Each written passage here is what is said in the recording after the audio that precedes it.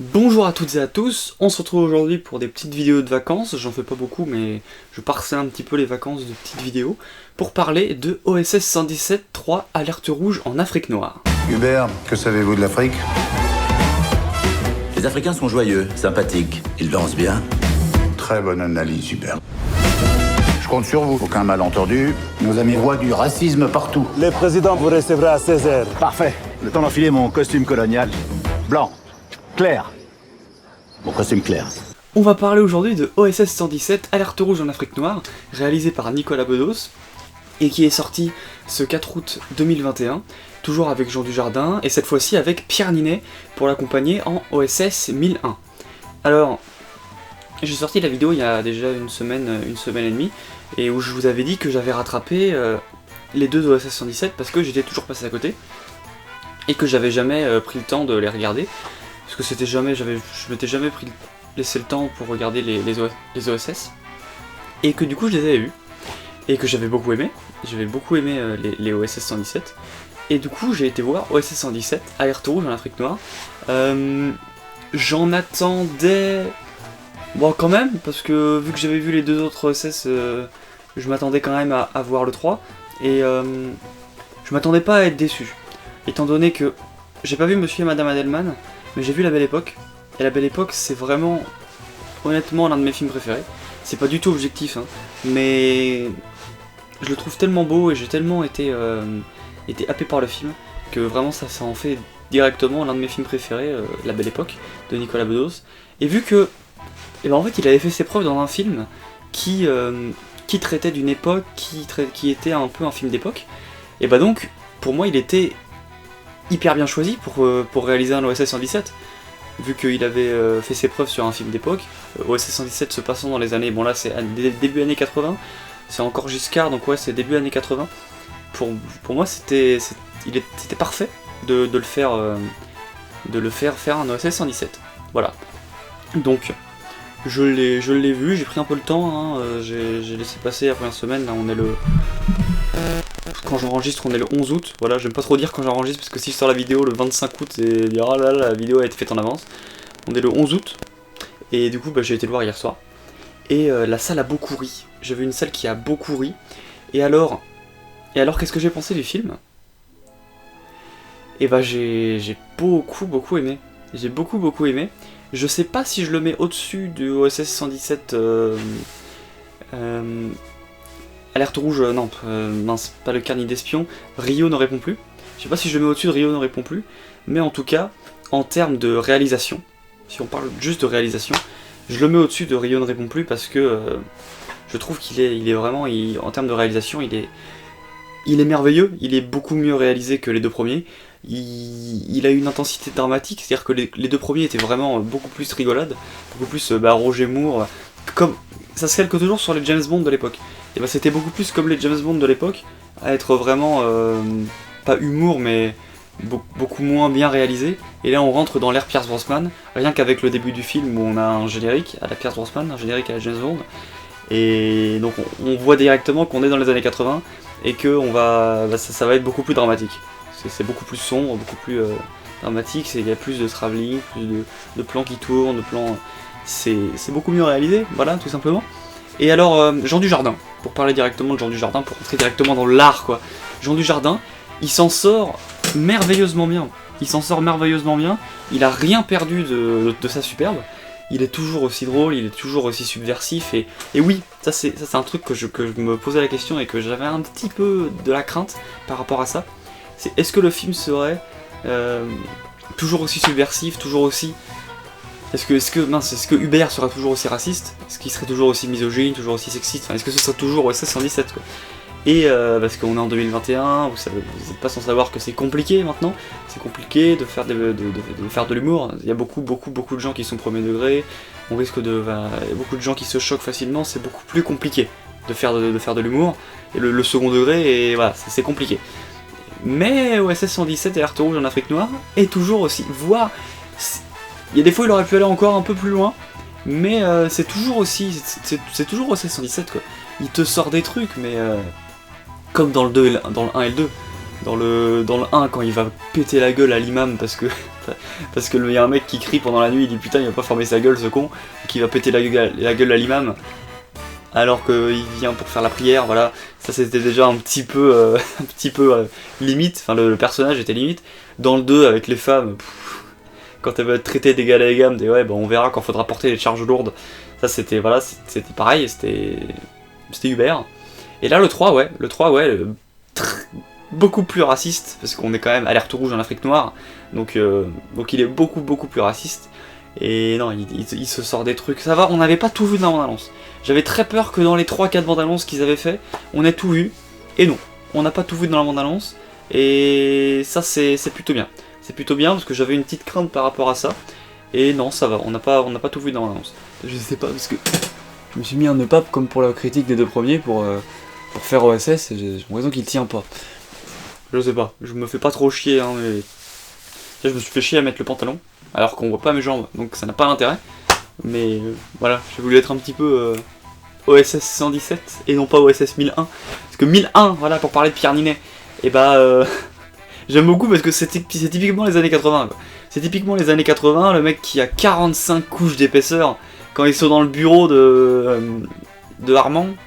Oui, c'est Armand qui s'appelle Vladimir Yordanov, là, l'acteur qui joue le patron, qui est mort d'ailleurs. À la fin, ils ont pas mis le film est dédié à machin, à Vladimir, mais il est mort l'année dernière, donc c'était son dernier film. Mais OSS 1001, mais 45 couches de vêtements, il est excellent. Il incarne une jeunesse, quoi. Il incarne la jeunesse des années 80, plus hippie, tout ce que OSS n'aime, tout ce que Hubert n'aime pas, quoi. Il est en coupure totale avec la vieille France, il est en coupure totale avec la classe, avec le costume, avec tout ça, et je sais pas lequel je préfère. Je préfère Hubert, mais en termes des manières, est-ce que je préfère le mec qui est en costard comme ça, ou est-ce que je préfère celui qui est hyper décontracté, limite trop décontracté, voire beaucoup trop décontracté? Je pense que je préfère Hubert. Hubert a beaucoup plus de classe, et bon ça ne se fait plus, hein, la DGSE, c'est plus costard, cravate. Je sais pas, j'y suis pas, hein, mais voilà. Je pense qu'on est plus maintenant sur des OSS 1001 que sur des OSS 117. Et c'est d'ailleurs toute une blague avec on est passé au matricule à 4 chiffres, et voilà. Mais il restera toujours OSS 117. Donc ouais, l'humour au top, l'histoire au top, vraiment, tout est nickel. L'histoire est là pour servir l'humour. Voilà, c'est pas l'humour qui est là pour servir l'histoire, mais c'est l'histoire qui est là pour servir l'humour, je trouve. Voilà, je trouve que c'est plus dans ce sens-là qu'il faut le prendre. Mais le film est excellent. La Fatout Ndiaye, je crois. J'ai pas envie de dire de conneries. Oui, Fatou Ndiaye. Fatou Ndiaye, ouais, c'est comme ça que ça se dit. Fatou Ndiaye, qui joue une résistante. Voilà, il y a des retournements dans le film qui sont plutôt sympas. Et voilà, moi qui suis fan, moi qui suis vraiment un grand nostalgique et fan de ces années-là, j'ai beaucoup aimé vraiment l'ambiance, le Walkman Sony là, ça c'est j'ai perdu mes mots alors que vache. Le Walkman Sony, ça j'ai beaucoup aimé. J'ai beaucoup aimé tout en fait, tout. J'ai bien aimé la R12 Gordini, voilà. J'ai mon meilleur ami qui a une R12 Gordini en jaune, pas en bleu, mais là la Renault 12 Gordini, et puis quand il la lustre, voilà, ça fait référence au Carnet d'Espion où il aime bien les voitures propres. Mais non, il a une très grande attache pour sa voiture. Et ouais, encore plus que les 2 premiers, là, tous les personnages sont là pour remettre en cause ce que dit le personnage de Dujardin. C'était déjà le cas dans les 2 premiers, mais là c'est vraiment à chaque fois qu'il dit quelque chose de raciste ou de sexiste, ils sont toujours là, mais monsieur, vous êtes raciste, vous êtes sexiste, monsieur. Sauf le personnage de Sam Dawing Bamba, le président, qui lui, j'ai l'impression qu'il est raciste, le président Bamba, alors quoi, je sais pas, c'est bizarre. C'est bizarre comment il se comporte, le président. Mais ouais, par contre, il y a aussi la fin, qui, c'est vrai que, ouais, j'en avais eu des échos, et c'est vrai que, ouais, elle est un petit peu expédiée.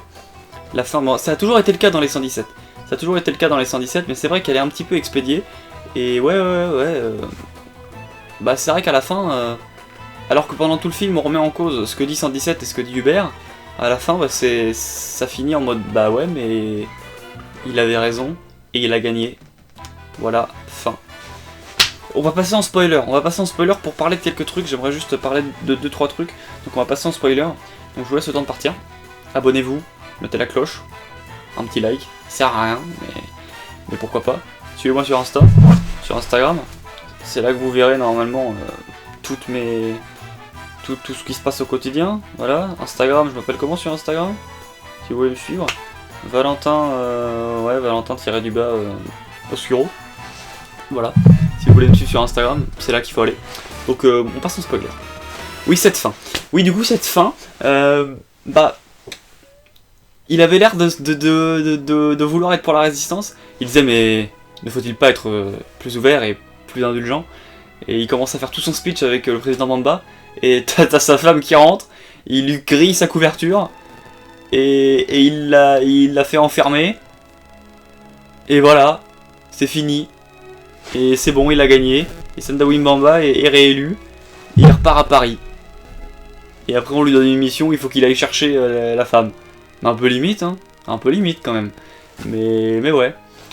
Je sais pas, par contre, quand ils font l'amour avec la patronne de la résistance et lui, je sais pas si elle fait semblant pour se le mettre dans la poche. Si elle lui fait l'amour juste pour se le mettre dans la poche. Ou si c'est vraiment quelque chose entre les deux. Ça, j'ai du mal à savoir. Voilà. Mais il te sort des trucs sur le lit. Oh là là, mais... Ouais, on aurait dû vous laisser dans la savane et tout. Oh putain.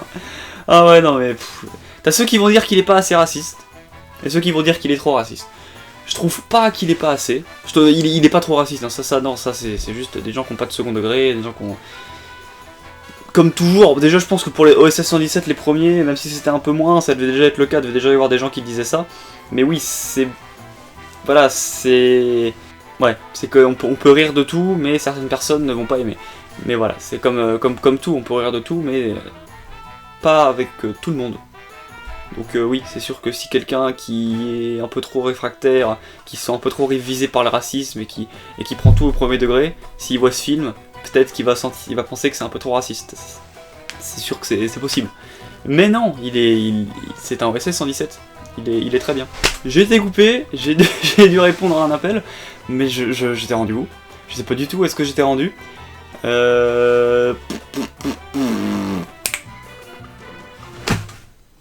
J'étais rendu où? Je sais pas. Donc, OSS 117, alerte rouge en Afrique noire, c'était très bien. Très bien écrit, Jean-François Alain, toujours au top. C'était toujours aussi drôle, aussi OSS. Voilà. Si vous voulez rire un coup en cet été, pas très beau. Bon, il commence à faire beau, donc ça va. Si vous voulez rire un peu, allez voir OSS 117, alerte rouge en Afrique noire. Sur ce, moi je vous dis, à la rentrée, je prépare pas des trucs de fou, mais des vidéos pour la rentrée. Normalement, j'ai un calendrier, je devrais m'y tenir.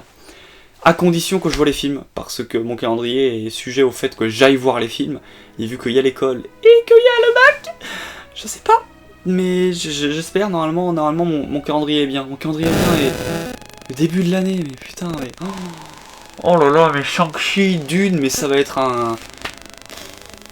incroyable. Voilà. Sur ce, moi je vous dis à une prochaine pour une prochaine vidéo. Portez-vous bien. Voilà, abonnez-vous, faites tout ce que vous voulez. Moi je vous dis à une prochaine. Salutations!